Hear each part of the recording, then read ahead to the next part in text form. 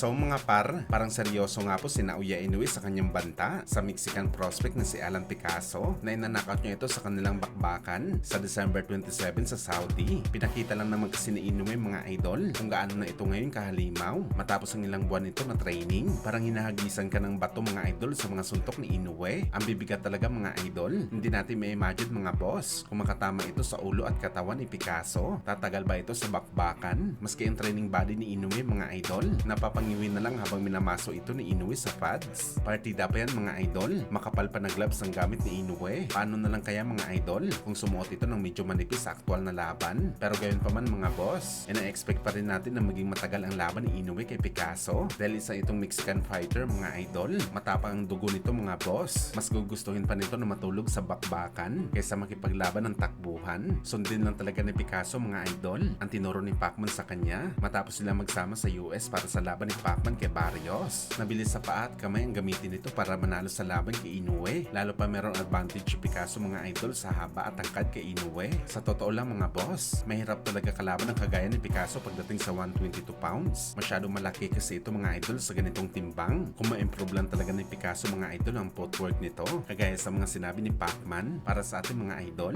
baliwala lang talagang lakas ni Inoue sa bakbakan nila. Samantala matapos nga po magbigay ng prediction si Pacman sa exhibition fight ni Floyd kalaban si Mike Tyson, kung saan ayon kay Boss Manny mga idol, baka isang suntok lang daw ni Tyson kay Mayweather.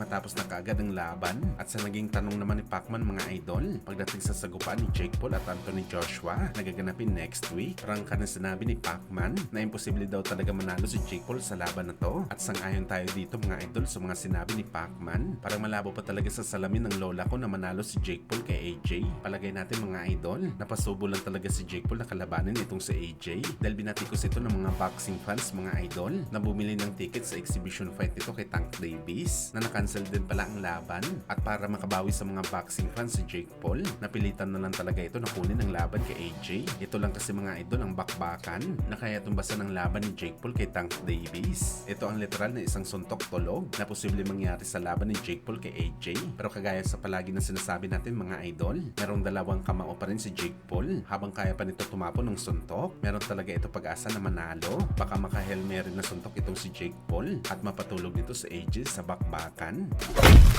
Sa kabilang banda naman mga idol, nagharap na nga po sa unang pagkakataon mga idol itong si Seiya Chichumi at ang ating Filipino Flash Nonito Donaire Jr. At sa naging panayam ng dalawang fighter mga idol, pareho sila nangako sa isa't isa na ibibigay ang lahat sa bakbakan. Dagdag pa ni Flash, lalaban daw siya para ipaalam sa lahat. Nakabilang pa ito ngayon sa The Best Fighter sa Bantamweight. At si Seiya Chichumi naman mga idol, gagawin daw nito lahat ng paraan para manalo sa bakbakan at maibalik ang kanyang WBA title. Kaya abangan natin ang bakbakan nila mga idol sa Miyerkules ng gabi.